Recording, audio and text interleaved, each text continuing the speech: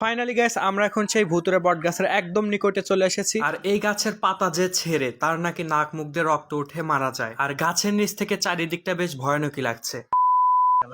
আসসালামু আলাইকুম, hello everyone, সবাই কেমন আছেন? আশা করি সবাই অনেক অনেক ভালো আছেন এবং আলহামদুলিল্লাহ আমি অনেক ভালো আছি। অনেকদিন পর চলে আসলাম নতুন একটি ব্লগ ভিডিও নিয়ে।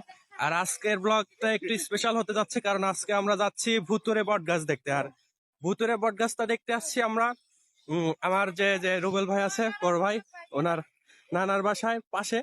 তো আমরা এখন যাবো সেই ঐতিহাসিক ভুতুরে বট গাছ দেখতে। লোকমুখে শুনেছি এটা নাকি অনেক ভয়ঙ্কর, ওই গাছের পাতা ছিঁড়লে নাকি অনেক বাজে কিছু হয় তার সাথে।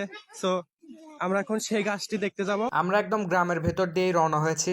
আর যাওয়ার জন্য পাকা রাস্তাও আছে, চাইলে গাড়ি নিয়ে যাওয়া সম্ভব, কিন্তু আমরা অনেকেই যাচ্ছি। আমার পেছনে আছে ভাবিরা, তারপরে আপুরা, আর এখানে আছে ভাই, তারপরে ভাগ্নে ভাস্তে।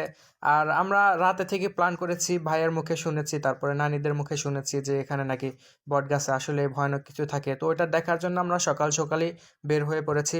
এখানে বটগাছ না, তুমি এখানেই করো, কারণ ওইখানে গেলে তুমি যদি ওইখানে যা শিশু করো তাহলে তোমার তোমার গুগল সাইকেলটা একদম ভূত নিয়ে নিব। এদিকে আবার আমার ভাগ্নেটার হিসু পেয়েছে। আর বাসায় তো নানিরা সবাই বলেই দিয়েছে যে ওই ভুতুরে বটগাছ তলায় নাকি হিসু করা যায় না। আর যদিও কেউ হিসু করে দেয় তাহলে নাকি তার নাক মুখ দিয়ে রক্ত উঠে সে মারা যায়। তো রিক্স নিয়ে কোনো লাভ নাই। আমার ভাগ্নেটাকে বললাম, বাবা তুমি এখানে হিসু করো।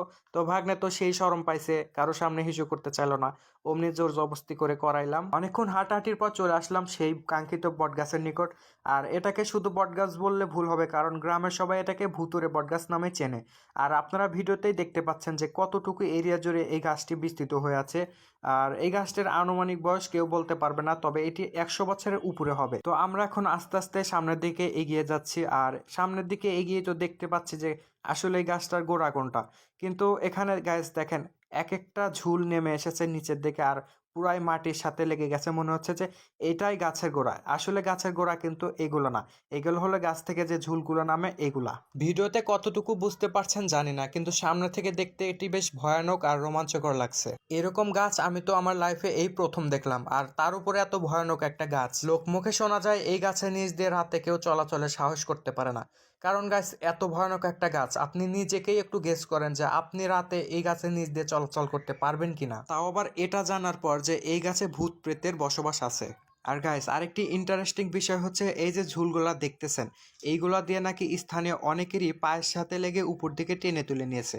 আমি জানি না আদৌ এটা সত্যি কিনা, তবে এখানকার লোকজনের মুখ থেকে এটাই শুনতে পেয়েছি। তবে এরকম ভুতুরে গাছের নিচে এরকমটা হওয়াটা স্বাভাবিক। তো আমরা একটু ভিতরে ঢোকার চেষ্টা করব এখন। আসো আমার পিছ পিছ আসো। তো ভিতরে তো একদম গহীন একটাই গাছ, কিন্তু এটা ভিতরে যাওয়ার মতো দুঃসাহস আমার নেই, তবুও যাচ্ছি। এটা কিন্তু গাছের একদম ভিতরে, আর আমরা এই গাছে চলে এসেছি। অনেক পুরাতন। এই গাছের বয়স কত কেউ জানো? না, কেউ জানে না এই গাছের বয়স কত। আসলে দেখেন, অস্বাভাবিক অস্বাভাবিক একটা গাছ, দেখতে পুরাই ভয়ঙ্কর। এত বড় বট গাছ আমি আমার লাইফে এই ফার্স্ট দেখতেছি। আপনারা কোথাও দেখছেন কিনা জানি না। তার উপরও এই গাছটায় নাকি আবার ভূতের বসবাস। আল্লাহ, কত যে ভয়ানক! এখানকার মানুষ কিভাবে এখান দিয়ে চলাচল করে দিনের বেলায় সেটাও জানি না। আমরা কৌতূহলবশত এই গাছটিকে দেখতে এসেছি। আর সবাই দেখলাম গাছটি। তো এখন আমার ছোট ভাগ্নাকে একটু জিজ্ঞেস করি যে গাছটি দেখার পর তার অনুভূতি কেমন। আচ্ছা, এই ভূতুরে গাছ দেখে তোমার অনুভূতি কেমন একটু বলো। হ্যাঁ, ভয় ভয় করছো? কিরকম ভয়? এখন এত জোরে ভয়। রাতে যদি তোমার ভূত ধরে তখন কি করবা? তখন একটা থাপড়াই গাল ফাটা দিবে। ভূতের গাল ফাটা দিবে থাপড়া? আচ্ছা, সাহস আছে, ঠিক আছে। আপনারা যদি কেউ এখানে আসতে চান তাহলে অবশ্যই আসতে পারবেন। আর এই গাছটির লোকেশন হলো সিরাজগঞ্জ জেলার রায়গঞ্জ উপজেলার ভুয়াগাতি গ্রামের পাশের একটি গ্রাম, ইসলাচান্ডা নামে একটি গ্রাম রয়েছে। আমি সঠিক বলতে পারলাম না, তবে ওইরকমই হবে।